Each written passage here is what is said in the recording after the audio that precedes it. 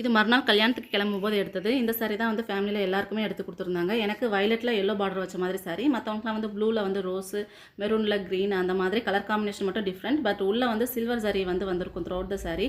அதே பேட்டர்ன் தான் எல்லாருக்குமே. இதில வந்து டபுள் ப்ளவுஸ் குடுத்துருந்தாங்க. ஒண்ணு வந்து வெந்தய கலர், இன்னொன்னு வந்து வயலட் கலர்.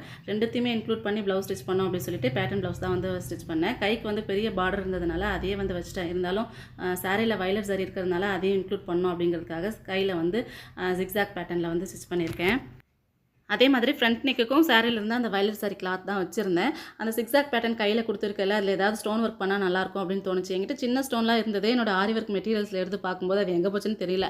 அப்புறம் பெரிய ஸ்டோன் மட்டும் ஸ்டிக் பண்ணிட்டேன். இது எப்போ செய்றேன் அப்படின்னு பார்த்தீங்கன்னா, மொத நாள் ரிசப்ஷனுக்கு போயிட்டு வந்துட்டு நைட் உட்காந்து இந்த வேலையெல்லாம் செஞ்சுட்டு இருக்கேன். ஏன்னா மறுநாள் காலையில இந்த சாரி தான் கட்டணும் அப்படின்ட்டு.